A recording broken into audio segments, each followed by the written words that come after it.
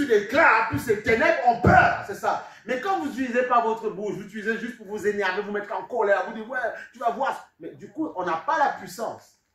Ok? Utilise ta bouche pour déclarer la victoire sur ta vie. Amen.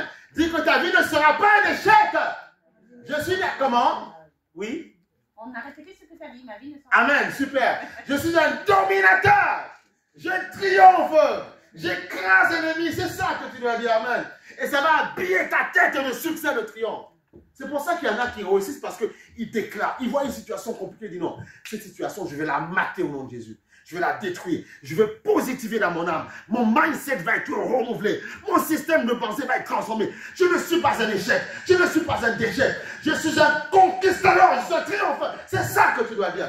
Et en disant ça, tu vois la gloire. Et bizarrement, les choses vont s'arranger. Là où on voulait te bloquer, ça marche. Pourquoi? Parce que tu as créé une autre atmosphère. Là où on voulait que tu échoues. C'est ça qu'il faut comprendre. C'est comme ça que ça marche. Moi, c'est comme ça. Je passe mon temps à déclarer. Quand c'est compliqué, je déclare. Voilà. Je repousse cette énergie. Matthieu chapitre 5, verset 44, il dit, mais moi je vous dis, aimez vos ennemis, bénissez ceux qui vous médisent. Ah, c'est compliqué des fois, tu vois. Faites du bien à ceux qui vous haïssent et priez pour ceux qui vous maltraitent, qui vous persécutent. Qu'est-ce que ça va faire quand tu le fais? En fait, si tu combats avec les mêmes armes que ton adversaire, tu ne peux pas triompher. Mais si tu te combats avec des armes contraires, tu le bénis, mais c'est pas possible. Moi, j'essaie de lui faire du mal, mais il me bénit tout le temps. Donc, qu'est-ce qu'il va faire? Tu vas transformer l'atmosphère et tu vas avoir le dessus sur ton adversaire. Parfois, on se dit, ouais, mais aimer mon ennemi, ouais, mais je ne vais pas me soumettre. Non, en faisant ça. Parce qu'écoutez, tant que l'atmosphère est électrique, on se cogne, on se bat. Ça ne marche pas. Il faut quelqu'un qui casse l'atmosphère, qui vient avec une autre arme, une arme plus puissante. Et là, ça détruit l'atmosphère ténébreuse diabolique qu'on voulait faire. C'est comme ça que ça marche. C'est comme ça que ça marche. Parce qu'il y a parfois des gens, vous voyez, qui sont victimes de tout ce qu'on peut faire dans leur vie. Il y a des jeunes, parfois même dans leur famille, ils ont tellement vu tellement de problèmes, tu vois. Alors, si toi, tu condamnes celui qui t'a créé des problèmes, qu'est-ce qui va se passer? Tu ne pourras pas avoir la victoire. Parce que tu vas aller dans son sens. Je ne sais pas, il y a parfois des... Malheureusement, il y a des femmes qui se font abuser, voilà. Mais si toi, tu condamnes, en fait, la personne doit être condamnée quand il a déconné. Mais au fond, il est condamné, s'il doit aller en prison, il va en prison. Mais toi, dans ton cœur, tu dois pardonner dans ton cœur. Pourquoi? Parce que si tu ne pardonnes pas, même si tu as été victime de quelque chose, tu vas t'empêcher d'avancer. Et souvent, il y a des gens qui n'avancent pas, ils sont bloqués. Parce que oui, parfois même la justice a mis la personne à 10 ans de prison, mais eux, dans leur cœur, ils ont toujours cette haine, ils ont toujours cette rancœur. Oui, parce que tu as souffert. Mais qu'est-ce qui va se passer? Tu ne vas pas libérer la grâce dans l'atmosphère, et du coup, ta vie va être bloquée aussi. Voilà pourquoi il y a des gens. Celui qui les a attaqués, sa vie est chaotique, mais la victime, la vie est aussi chaotique. Pourquoi? Parce qu'elle ne comprend pas qu'elle doit passer à autre chose. Il faut passer à autre chose. Il faut passer à autre chose. Écoutez, c'est l'ennemi parfois qui nous bloque dans certaines situations, pour nous distraire. C'est la distraction. Il aime ça. Il aime te voir pleurer. Il aime te voir souffrir. Il aime te voir pleurer. Il aime te voir dire. Il aime te voir parfois. Allez, vas-y, allez, mets-toi une corde dans le cou. Il aime te voir souffrir. Alors que Dieu t'a créé pour être un dominateur. Il y a tellement de personnes qui meurent avant le temps. Tellement de personnes. Dieu dit, mais tu ne devais pas venir maintenant. Mais qu'est-ce que tu fais? Mais Seigneur, mais j'ai tellement. Mais non, Dieu ne t'a pas. Parce que tu n'as pas écouté la parole quand on te l'a prêché. Moi qui te prêche, j'ai vécu des situations déjà cocasses et compliquées. Mais à chaque fois, comme on travaille pas à l'amour, on retourne la situation. On donne gloire au Seigneur. Mais tous les ans, nous avons tous des problèmes. Je ne suis pas exceptionnel. C'est que j'ai décidé de ne pas souffrir. J'ai décidé de ne pas souffrir. C'est une décision que tu prends. Aimer quelqu'un, pareil, c'est une décision. Voilà, il faut décider. Au début, on aime quelqu'un parce que voilà, on est bien. Mais au bout d'un moment, on doit passer à la vitesse supérieure. Je décide d'aimer parce que je décide de donner le bonheur à cette personne. Parce que je suis créé comme un Dieu. Et je dois agir comme Dieu.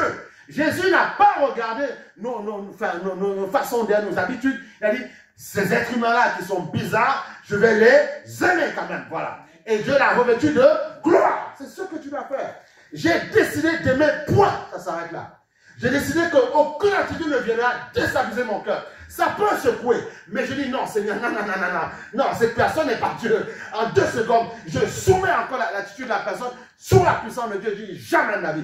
Parce que j'ai décidé de triompher, j'ai décidé de voir la gloire de Dieu. C'est une décision. La Bible dit, le royaume est forcé. Ce sont les, quoi il a dit? les violents qui s'en emparent. Allez, on va attendre. Le royaume est forcé. Ce sont les violents qui s'en emparent. Alléluia. Le royaume est forcé. Ce sont les violents qui s'en emparent. Le royaume est forcé. Le royaume est forcé. Ce sont les violents qui s'en emparent. Merci pour ta grâce.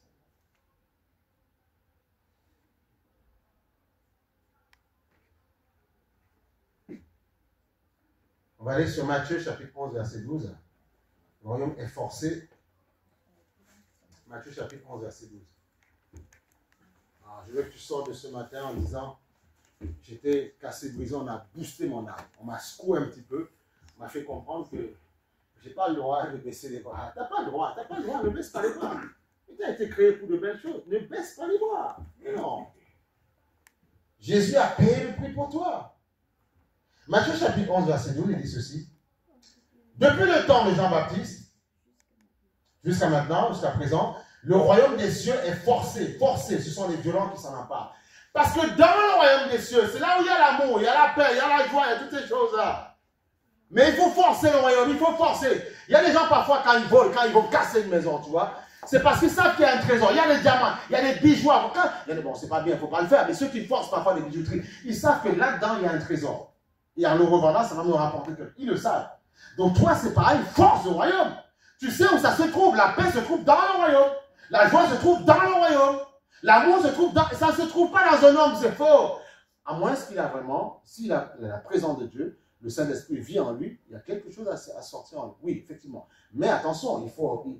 Comme c'est un être humain qui est dans une chair, parfois, il peut être tortueux. C'est pas que c'est un hypocrite. Parfois, on a souvent rapidement le mot de dire, ouais, espèce d'hypocrite. Mais non, calme-toi, toi aussi. Comprends, essaie de comprendre la situation. Il y a une dame, je regardais un témoin hier, d'un monsieur qui était à Robert, qui faisait pas mal de choses. Bon, on voit que c'est pas vraiment, mais il a quand même fait, il avait un don pour guérir d'autres personnes. Voilà. Mais il a eu des enfants, bon, à gauche, à droite et tout ça, voilà, avec certaines femmes. Et à chaque fois, il n'a jamais voulu rencontrer ses enfants. Voilà.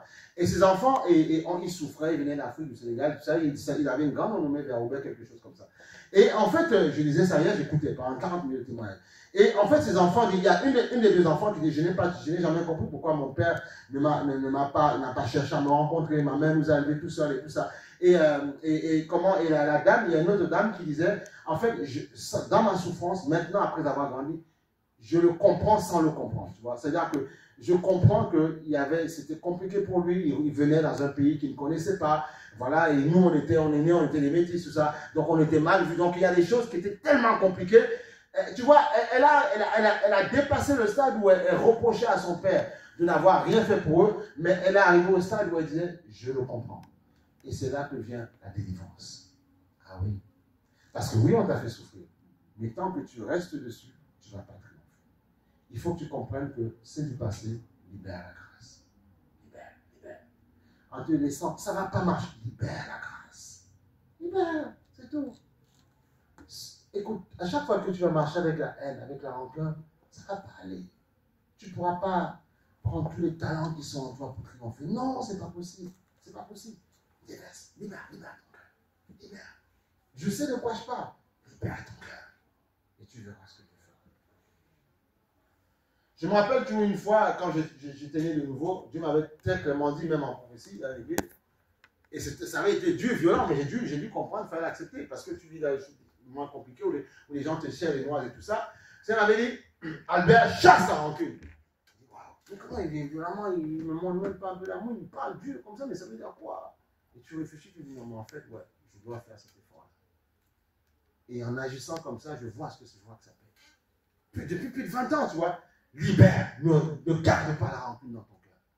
Il y a plus de 20 ans, la prophétie a été libérée, ne garde pas. Tu fais quoi? Je n'ai pas jugé. Je ne suis pas allé dire au prophète, pour qui tu te prends? Non. On dit, Seigneur, ok, j'ai entendu, je vais travailler sur toi. C'est tout. Travaille sur toi, tu verras la victoire. Travaille sur toi. Et après, tu deviens ce qu'on appelle une barre de fer. Ça ne veut pas dire que tu es énergique. Non, tu manifestes l'amour, mais il y a des choses qui ne rentrent plus. Non, ça part, ça écoute, ça repart. Et si ça veut faire le tour de toi, tu dis, Seigneur, bénis, visite Seigneur. Seigneur, notre Dieu, Tu es glorieux. Nous t'adorons tellement. Tu vois, et là, il vient, il libère, il libère, il libère, il libère, il libère, il enlève.